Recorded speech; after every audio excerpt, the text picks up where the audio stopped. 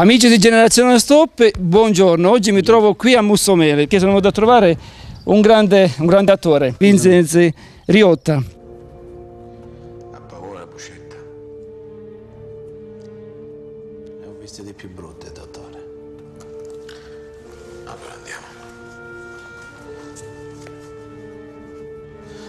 Loro dicono che sono un infame. Mi considerano senza onore. Ma io sono l'unico vero uomo d'onore rimasto. Questo lei lo può raccontare ai giornalisti, Buscetta.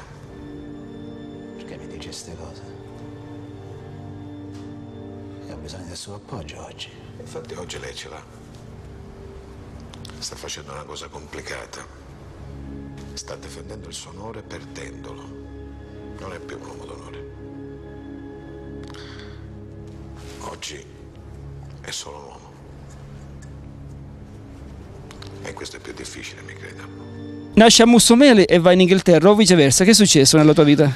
No, allora c'è mia madre e mio padre che mia madre è nata a Cammarata e mio padre a Mussomeli. Mi viene a parlare con siciliano italiano o a parlare con l'accento italiano? Come la viene meglio? Mia madre cresceva a Mussomeli e poi nel 1957 sono andate tutte e due a Londra. Sai, mia mamma si è trovata praticamente della Sicilia del 57 praticamente in burca, sai, non si poteva fare vedere nulla, a una società che già aveva avanzato alle minigonne. Perché ti trovi a Mussomeli? C'è un motivo particolare? Sì.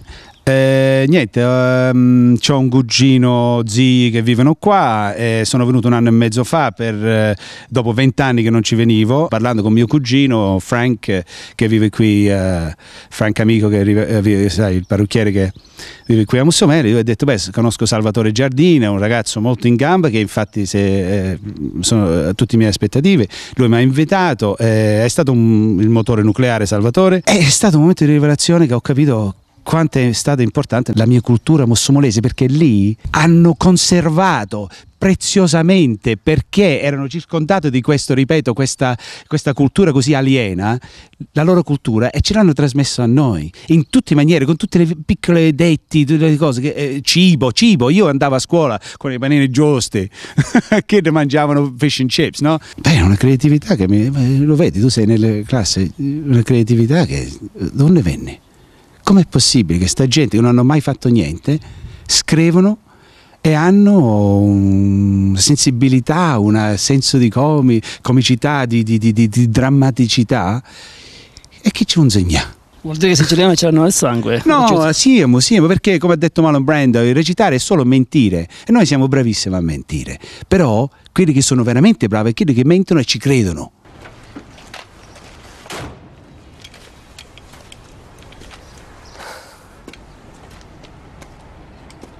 Me lo volesse che consegnò ai peccioli? No, non vuole parlare. Neanche a me lo vuoi vedere? Non lo so, lo giuro. Allora, in casi come questi, qualcuno deve pagare. È la regola. Perciò vedi tu, o fai quel nome o muori. Non lo so, come ve lo devo dire. Che peccato. Ma così non ci lascia alternative. Levatemi sto cornuto dai coglioni, andiamo, vai.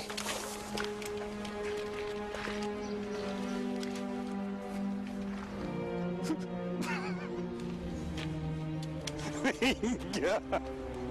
Che coraggio sti corleonesi! I lavori più importanti che ha fatto Vincenzo, quali sono? Allora, nell'America c'è Under the Tuscan Sun, capo dei capi, facendo il ruolo di Buscetta, poi Squadra Antimafia, in Falco e la Colomba, Nine facendo il marito di Penelope Cruz, un piccolissimo ruolo in Batman, l'ultimo, però posso dire che sono stato nel film che ha avuto più successo nella storia del cinema, che è questo Dark Knight, no? Il Cavaliere Oscuro. Cos'è un attore per Vincenzo invece? Pensavo che avrei avuto una famiglia con 4 figli agli anni a 30 anni.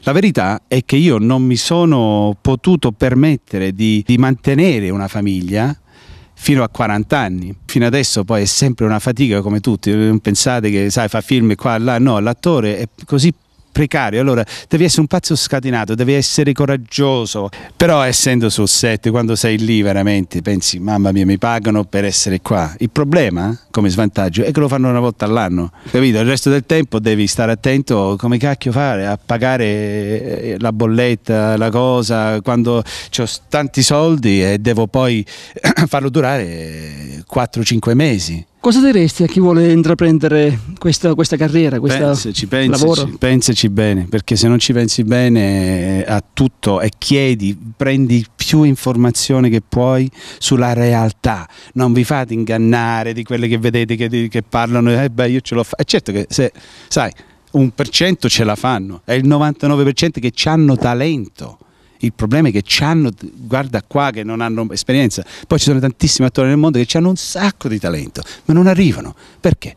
Tanti motivi. Devi essere veramente fortunato, devi essere veramente bravo, forse devi conoscere le persone giuste, che non parlo solo di raccomandazioni che anche succedono, però parlo anche di la fortuna di incontrare una persona che crede in te, che ti può aiutare.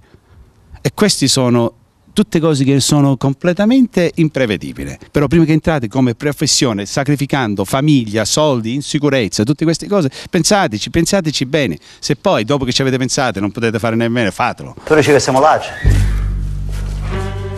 che io e la mia famiglia siamo ladri.